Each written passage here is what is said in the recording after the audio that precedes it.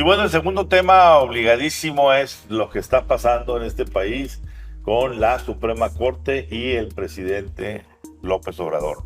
La primera cuestión, antes de ver la elección de la ministra, pues es el hecho de que primero el presidente haya desairado asistir a el informe de la presidenta, de la ministra Norma Piña. Así es. Pues simplemente porque no se le antojó al señor. Y es la primera vez también de que un presidente dice, pues, ¿sabes qué? No voy. Y mandó a la secretaria de Gobernación como su representante. Esto es un desaire completo, Total. abierto, una confrontación innecesaria. Son poderes que tendrían que respetarse como tales, Como iguales. como iguales. Y pues finalmente lo que también estamos viendo es que pues el presidente está empecinado en que la corte sea de su propiedad. Y bueno, se llevó ayer el caso hasta la confrontación en pleno Senado. en donde pues de una u otra manera Ricardo Monreal salió muy bien a explicarlo. No se pudo llegar al final acuerdo que se supone que iba a salir entre Morena y Movimiento Ciudadano. MC. Yo creo que el efecto Enrique Alfaro tuvo lo Tuvo suyo, que ver. pero Totalmente. aún así no preocupó a los morenistas. ¿Por qué? Porque al no haber acuerdo, el asunto se fue automáticamente Sí, regresa al presidente. con el presidente. Y ahora sí, Pues sí, no lo que- para mandar a otra terna, No, lo que el señor para que quiera. el presidente decida. ¿Y qué pasó, Rodrigo, en este? A ver, realmente lo que hizo el presidente fue enviar originalmente una terna de 3 perfiles afines completamente a Morena, 3 perfiles que son mujeres funcionarias del gobierno federal. Envió originalmente a Berta Alcalde, hermana de Luisa María Alcalde, secretaria de Gobernación, e hija de Berta Luján, una de las principales dirigentes de Morena. Envió también a Lenia Batres, hermana de Martí Batres, que es el jefe de gobierno interino de la Ciudad de México o encargado de despacho. Y envió originalmente también a quien es la consejera jurídica de la presidencia, María Estela Ríos, que por cierto era un nombramiento ilegal. Rechaza el Senado esa Y no, primera. y no se le hizo enviar a Godoy, Y no se le hizo la enviar a fiscal. Godoy, que ahorita hablaremos de ese Hablaremos tema de ella. también. Pero Es bueno, toda una trama. con Pero bueno, viene una segunda terna. Donde porque nomás se cambió hace una. nada, donde nada más cambia a María Estela Ríos por Erendira Cruz Villegas.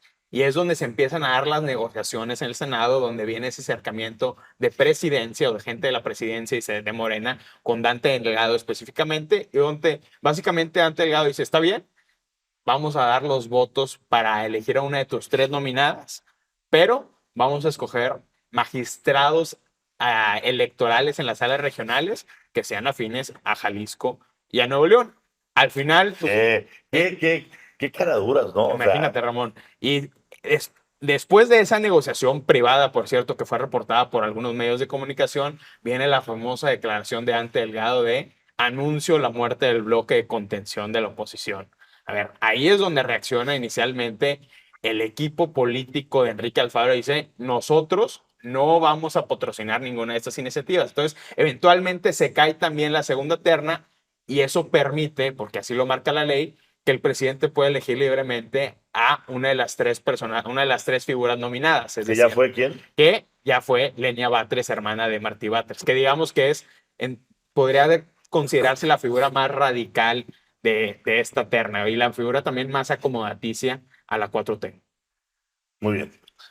Pues el presidente sigue entonces con este intento, que cada vez el intento se convierte en realidad, de tener bajo su dominio, ¿verdad?, a la Suprema Corte de Justicia de la Nación. Entonces, ¿cómo hemos observado la gestión del presidente López Obrador, tanto con el Poder Legislativo, ¿no?, donde, bueno, no logra la mayoría absoluta, pero tiene, pues sí, ya Morena y sus aliados, lo que representan legislativamente hablando, y ahora lo vemos en la Suprema Corte de Justicia de la Nación, donde, bueno, pues ya hay una ministra más que es alguien de los suyos. Entonces él pues está sometiendo, ¿no?, a los poderes de la Unión, tratándolos como si fueran uno solo, cuando debería de haber una clara división de poderes. Hay que entenderlo. Recuerda que la última vez que se atrevió a sugerir sus candidatos a la Suprema Corte, pues como dijo él, 2 me salieron conservas. 2 me salieron, O sí. sea, conservadores.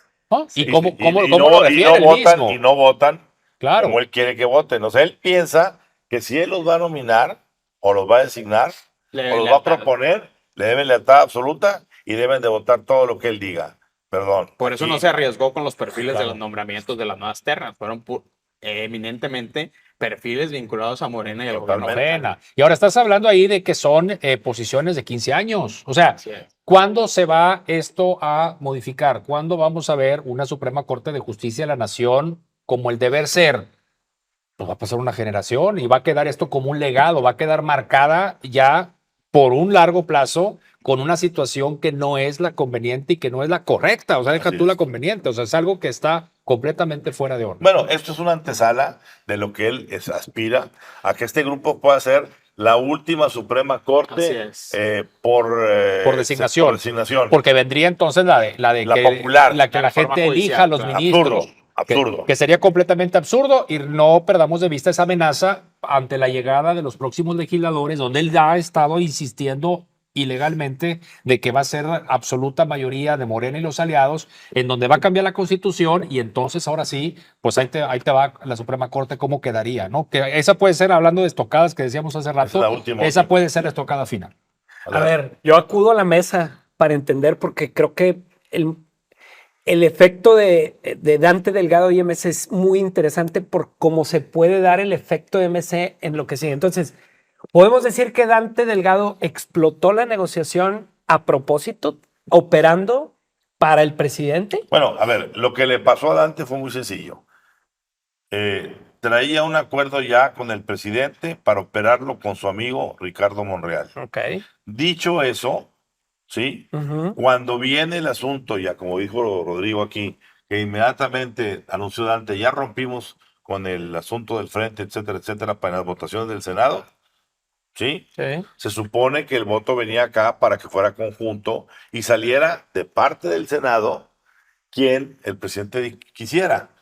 Pero, como a Dante se le atravesó Enrique Alfaro, no pudo Ok. completar la tarea. Sí. Pero esa tarea no completa también se Terminó completaba. ganando. No, también se completaba si Dante terminaba por reventar el acuerdo de negociación, Claro. porque le entregaban en charola de plata al presidente la decisión final de quién de las tres sería. Entonces teníamos a un Dante operando para Samuel García en Nuevo León, para poner a los magistrados que al final fueron los que le tumbaron la Claro. gubernatura o Teníamos a un Dante operando para el presidente también y se desvela estos dos grupos o El este movimiento quiebre que incluso Alfaro es vocal ante Totalmente. eso y unas horas después lanza, ¿sí?, una provocación y dice en Jalisco no estamos como Nuevo León. Así es. ¿Sí? Claro. Entonces, creo que,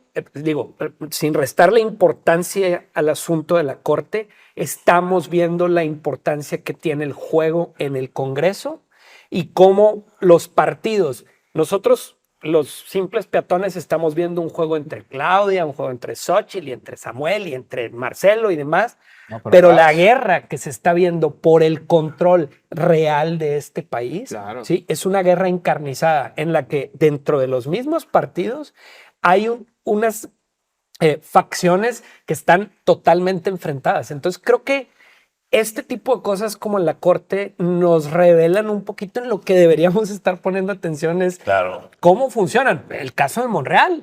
Monreal otra vez toma esta altura y él mismo es el que revela y dice, bueno, pues Dante lo quiso así al final de cuentas. Creo que es muy importante acudir a los mensajes recientes, tanto el discurso de Norma Piña en su informe como el del ministro Pérez Dayán, donde básicamente dan a entender, nosotros nos vamos a morir en la raya defendiendo la independencia judicial, pero sin estridencias políticas. Nosotros vamos a hacer lo que tengamos que hacer. ¿Y por qué importa este nombramiento de una figura afín al presidente en la Suprema Corte de Justicia de la Nación?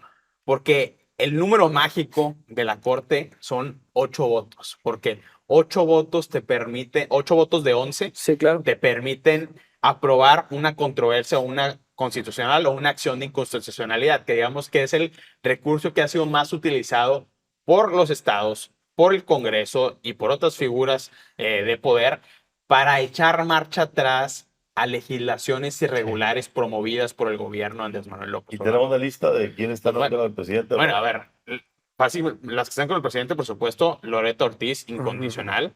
está por supuesto también Yasmín Esquivel, y pues la reciente nominada también está con el presidente. Entonces tiene 3 de los 4 votos que le faltarían para romper esa mayoría de poder aprobar una ley de manera irregular y blindarla frente a cualquier acción de inconstitucionalidad o controversia constitucional. Entonces, en este momento se mantiene en cierta medida el status quo hasta que no se apruebe la reforma judicial. Lo que sí es evidente es los ataques permanentes del presidente López Obrador y de su equipo, porque Sheinbaum también apoya abiertamente la reforma judicial y va por la disolución de la Suprema Bueno, Corte a como ver, una propuesta de A ver, campaña. a mí la preocupación que me da ahorita que mencionas a Claudio Sheinbaum es que ya fichó a Arturo. Arturo Saldívar, el expresidente de la Corte, Ya está con él. en con ella. donde, caray, yo cada vez que lo escucho, que porque ya está ahorita de planta con un grupo en Radio Fórmula, Ujú. sí, con Ciro Gómez Leiva, me digo, es un buen fichaje periodísticamente hablando, Claro. porque la El gente hay que hombre sabe, asomarse, ¿verdad?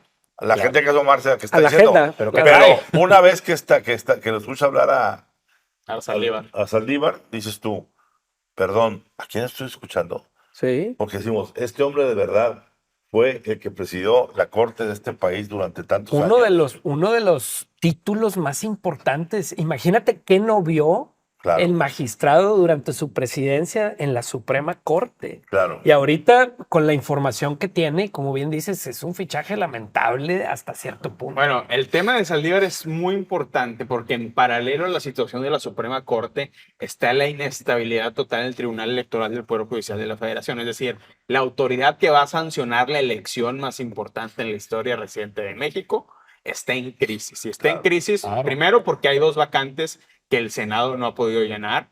Y segundo, porque hubo una especie de golpe de Estado, se le puede llamar así, Contra- a quien va a ser el magistrado presidente hasta el final de diciembre, Reyes Rodríguez. Por cierto, Reyes Rodríguez es un personaje muy vinculado a Roberto Gil Suárez a lo largo de su trayectoria.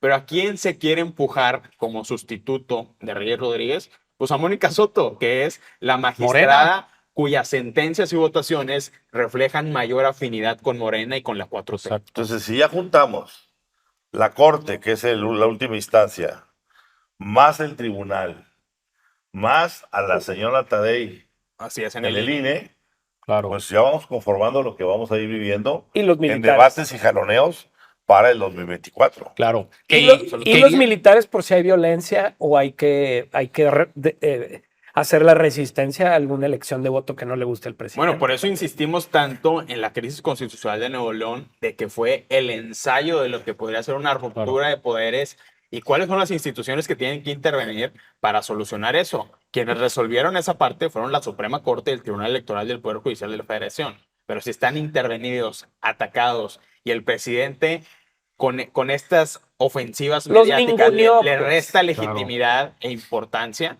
Bueno, entonces en una situación crítica para el país, si llegamos a una elección que no puede ser sancionada de manera correcta, vamos a caer en un vacío del rompimiento del orden constitucional. Claro. O en un bache sesgado hacia un partido que ya sabemos Así cuál es. es. Sí, 2 Conclusión, comentarios. Gregorio. Entonces, esto de las posiciones y nombramientos en la Suprema Corte, Tribunal Electoral del Poder Judicial de la Federación, pues también puede ir más allá. Recordemos que también está la intención de ganar asientos en el Tribunal Federal de Justicia Administrativa Sí. o en tribunales estatales. Entonces, vemos que esto es más amplio de lo que hasta ahorita hemos visto y analizado. Y bueno, pues son intenciones que también... Es decir, traducido, lo que podamos desaparecer como los órganos autónomos, los desaparecemos.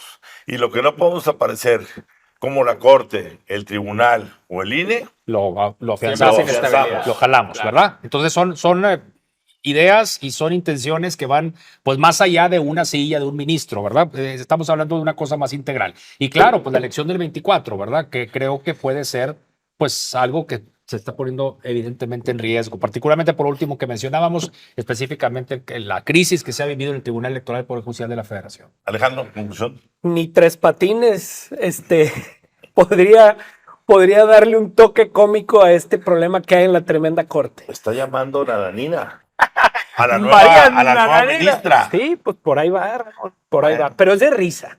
Finalmente, esta Imagínate. tremenda corte está de risa. Cosa más grande, chico. Sí.